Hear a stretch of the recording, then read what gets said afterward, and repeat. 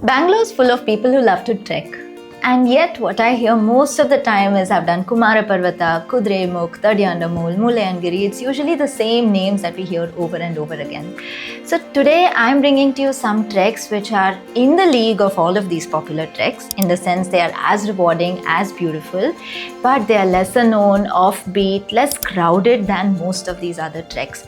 So we don't organize these treks at Indiahikes, of course, except one of these, which I'll mention in the video. But where we can help you is with our documentations. So Indiahikes is actually an organization where we document treks at great length. So all of these treks that I'm about to mention are documented from A to Z. Anything you want to know about the treks, you will find them on our website. Right from how to reach the base camp, the GPX file of the trail, the permits required for the trek and how to get them. You will find all of it on the website, on our website, and you'll find the links in the description below as well.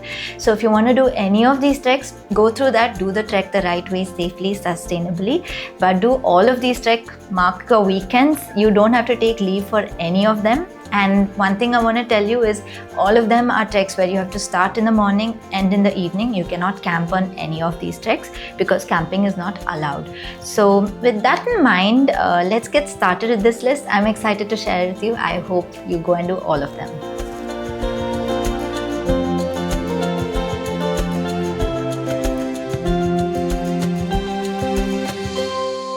The first on my list here is the Bandajje Trek. Now, Bandajje is an extension of the Ballarayana Durga Trek. This is in the Chikmagalur region of Karnataka. Now, this is a beautiful trek where you have endless grasslands. When we went on the trek, it was almost like walking in the meadows of Ali and Bedni Bugyal, because you have endless grasslands that you're continuously walking in. And the reward at the end of the trek is that you're at the snout of the Bandajje Waterfall. And it's not just any waterfall, it plunges deep down and you're standing at the snout and you can look down. It's quite scary. I wouldn't recommend going to the edge. But Bandajje is definitely a trek you'll love. Very quick forest section, but lovely grasslands, and definitely one you must do. Next, I am going to talk about the Ettina Bhuja Trek.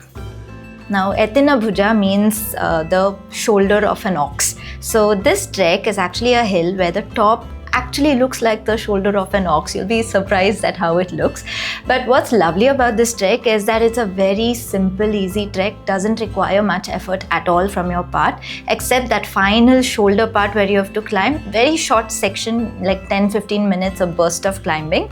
But the view from the top is gorgeous because you are in the Chikmagalur region. You are going to see these ghats and these rolling hills from the top. So you're going on a weekend, coming back without feeling tired, but feeling refreshed. So Ettina Bhuja is a very easy beginner's trek that I would recommend for everybody. Next, I'm talking about a trek within the Kudremukh range, but very few people actually do it. That's the Kurinjal peak. Now, Kurinjal is within the Kudremukh range, yet everybody flocks to Kudremukh, not knowing this trek gives you very similar views for actually much lesser effort. So you have those lovely dense forests, very similar to the ones you see at Kudremukh, and you see these rolling green hills from the top, and without the crowd that you see at Kudremukh. So Kurinjal, very underrated trek, but definitely something that you must do. The next trek on my list is another one in the Kudremukh range, which again not many people do, and that's the Gangadikal Trek. Now, there is a lovely USP of this trek, which is right from the top, you see the backwaters of the Lakya Dam. Now, none of the other treks on the Kudremukh range show you this view, and I must tell you that view is totally worth it because you'll see beautiful rolling hills and then you see these blue oasis of waters from this dam. So it's definitely worth the view. Again, not a very difficult trek because you can wrap it up within 3-4 hours, but just for that view of the backwaters from the top, it's definitely worth it. Next on my list is another one from the Kudremukh range, and that's the Valikunja Trek. Now, Valikunja, I would classify it a little more difficult than all the treks I've spoken about so far because it has a challenging climb. But in this trek, you're walking through very, very dense forests for a long time. But all of a sudden, the forests open up and you have this vast expanse of hills all the way to the horizon. So you are going to be weaving in and out of the forests, again amidst those rolling hills of Kudremukh. So Valikunja, if you're looking for something slightly more challenging, this is a trek you can do. And the final one within the Kudremukh range, which is not Kudremukh, is Narasimha Parvatha. Now this is a favorite among many of our team members because of the adventure it offers.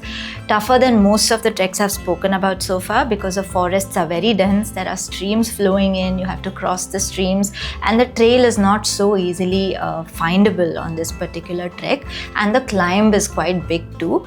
But if you're looking for that adventure, this is a very raw and very wild trek that you can do within the Kudremukh range. The rewards from the top are equal, or they can rival the reward that you get from the Kudremukh trek. Plus you have this addition of adventure.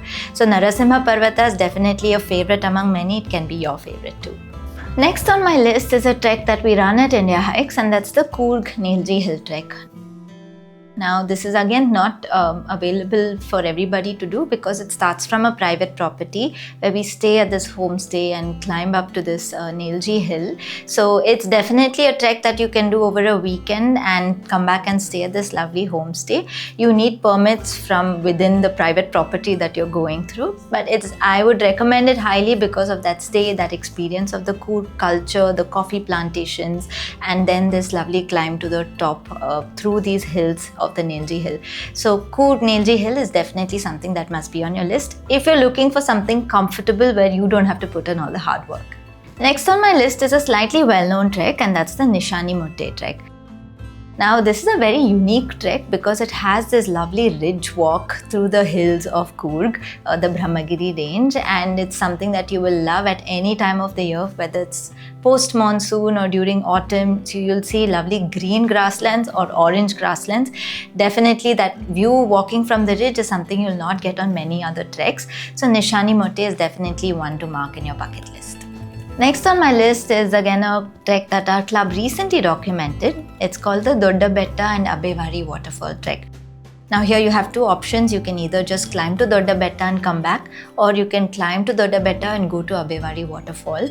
Now the beautiful part of this is everybody goes to Kumara Parvatha, but this is a trek that gives you a view of Kumara Parvatha. So throughout this trek, you're actually in the company of this Kumara Parvatha hill. You can see Shesha Parvatha, you can see the actual Kumara Parvatha, and you're constantly trekking the shadow of that hill. The good part is this is not as difficult as Kumara Parvatha, but gives you very similar views as Kumara Parvatha does, and you can cool off at this lovely Abbey Vari waterfall at the end. So it's a trek that our team loved documenting, and I'm sure you love it too. The final trek on my list is the Brahmagiri Trek. Now it's almost like I'm saving the best for the last because this has been something all our documenters loved, because this trek is a very raw, untouched trek, gives you a very deep sense of remoteness because you're trekking in deep forests for a long time and you feel the presence of wildlife in the forest. You see elephant dung, you see pug marks all over the trail. Some of our documenters even saw elephants. So you have to be very careful. You have to take a guide along with you who knows the terrain in and out. But this is a trek that is slightly challenging but gives you that raw feeling of actually trekking in some unknown place.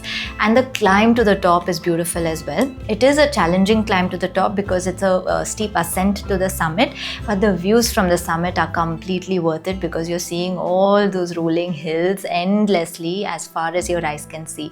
So this is a trek for somebody who has done a few treks in and around Karnataka and you want to experience something a little more adventurous and raw, then this must be on your list. That brings me to the end of my list of treks that you can do over a weekend near Bangalore without covering the popular treks of our city. I've covered the Chikmagalur and the Coorg regions, but of course, there are so many more treks in Karnataka. So if you've done any other treks and you've loved it, please drop in a comment below. A lot of other trekkers will benefit from it. And if we've not yet documented it, we would love to document it and share it with the world. So that's all from me today. We'll have a lot more lists of treks that you can do. So make sure you hit subscribe and the bell icon next to it. You'll be updated with all our future videos. I'll be back with more soon. I'm Swathi from Indiahikes and you're watching Trek with Swathi.